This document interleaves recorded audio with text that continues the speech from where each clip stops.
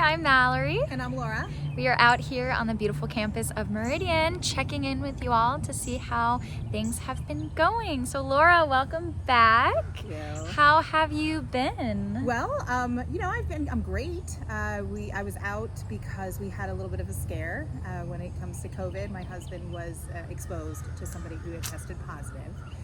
And so we are healthy, and we tested negative, and everything turned out really well. But we did the responsible 14-day quarantine, and went and got our tests, and just sort of stuck to the house, waiting on to how that all panned out. So. Yeah, I'm glad to hear that you guys are all safe. That sounds kind of scary. Was it scary for you? It was so scary. It was very stressful. I don't deal well with unknowns. Yeah. So there was a lot of anxiety and stress, just sort of sitting and waiting, Yeah. So, I mean, we've talked a lot about different tools for anxiety and stress. Did you use any of those that we talked about? I used all of them. I did.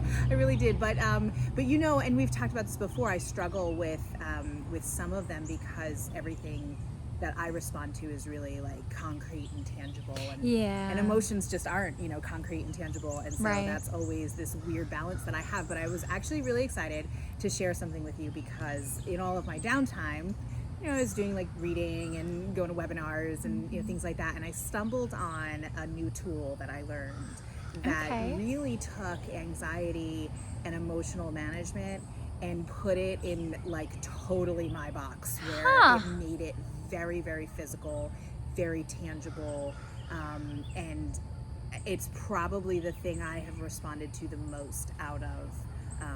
It was an exercise that this person virtually walked me through, and it just was so eye-opening for me. I was really excited. That's awesome. It's like so not like you, but I guess there's things for everyone, right? Yeah. Do we want to like try it? I mean, I don't even know what it looks like or what it is. I would love to walk you through it. Okay, so if you guys want to like follow along with this is the first time I've done it, so you can do it with me. I'm just gonna kind of go with the flow. I don't even know what it's called, so we'll name it maybe, or you guys can name it in the comments.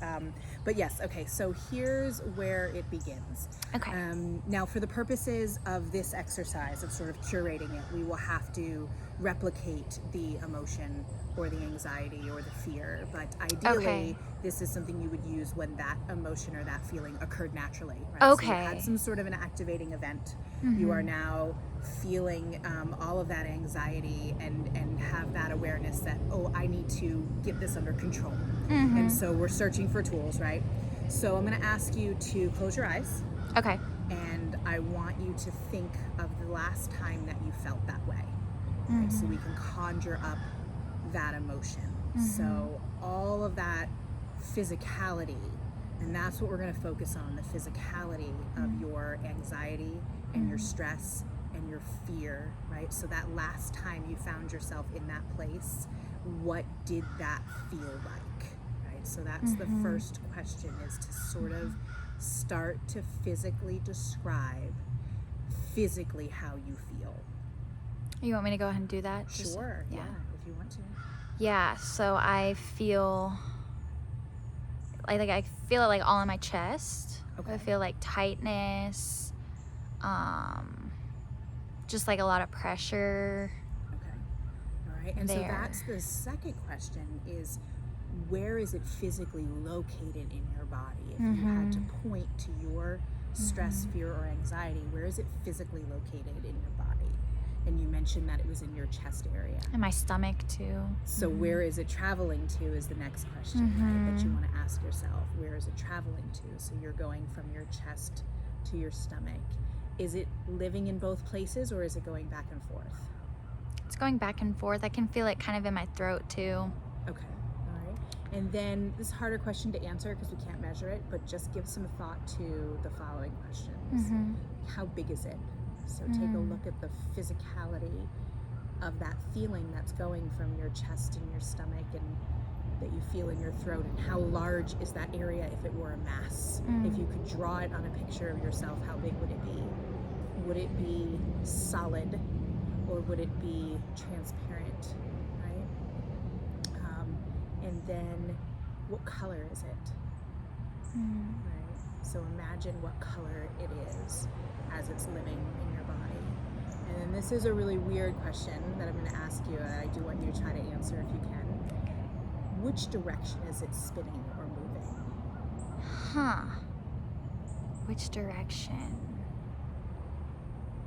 Are there right or wrong answers Nope. with this? Nope.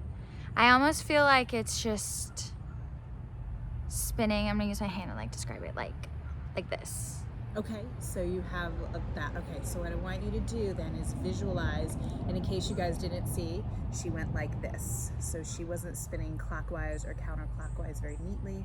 She was sort of tumbling, right? Mm-hmm. So what I want you to visualize now is if you could step outside of yourself Mm-hmm. and hold it with both hands and spin it in the opposite direction. The same way you would like a spinner in a board game. Just take it and spin it in the wrong direction. Okay. So how does that feel? It almost feels like I have more control. Yes, yes. So I want you to take it now and grab a hold of it again and compress it. So pick a spot, right? So it was living in 3 spots of your body before. Right, so right. in your chest, your stomach, and your throat. Make it small enough to live in just one of those places and pick a place. Where did you put it? I put it in my stomach. Okay. Is there a particular reason that you chose to put it in your stomach? I feel like it's the most present, like in my chest and in my throat. So it's like I kind of wanted to move it to a place that I didn't feel it as much. Okay, good. That makes sense? Good. You can open your eyes now because there's only so far that you can go with this when you're Yeah. creating the emotion. But the idea is that you literally play around with it as though it is silly putty or clay or a ball. You That's take like it and manipulate it. Coolest thing ever, because it almost like I was feeling like really anxious on, when was it, Sunday night, because I was like waiting on something and I was kind of dreading Monday morning. So I was like, I don't know if this is gonna happen, and I had all these feelings, but like it's almost like when you told me to put it in my hand, that already made it smaller. Yes. And then telling me to place it somewhere, I don't know, like it's really hard to describe. If you guys did it with me, like how did that feel for you? That was And the key is, which we aren't going to do in this video because it would go on and on and on. Yeah. We only have a certain amount of time, but it's to really, really take your time with it, right? So to just ask yourself all kinds of questions about the physicality of it, to the point where you go, well, I don't know, and maybe you spend 3 or 4 minutes trying to figure out what color it is, right? Yeah. But don't let yourself move on when you've asked a question. Really, really get a good descriptor of it, and then control it. Right? And by changing the direction or changing the shape or changing the location in your body, you are interrupting the energy of that fear and anxiety and stress. And that is so, so powerful. The webinar that I took also walked me through how to do that with our inner voice. So it was like, closing your eyes and repeating to yourself, like, what is your inner voice saying? All those negative self-talk. And is the voice behind you, in front of you? Is it on the left side, on the right side? Is it your voice? Is it a different tone? And then playing around with moving that voice, turn it away from you, make it a different gender, or make it a different pitch or a tone. And because it's harder to change what the inner voice is saying, right? Yeah. So you manipulate it in other ways. And for somebody like me, who really needs things to be, tangible. Right. This was less conceptual, and I responded to it really, really well. So it helped me while I was sitting home on quarantine, waiting for test results and all of that. And so I thought that it might help you guys out there. Yeah, I think that's awesome. I've never heard of something like this, and I'm just doing it now. Gosh, it's hard to explain. So if you guys do it, like, let us know how it was for you. And then always keep in mind, like, Meridian services are open if you're feeling like everything's just a bit too much and you need help. You could always give us a call at 352-374-5600. See you guys next week. Bye.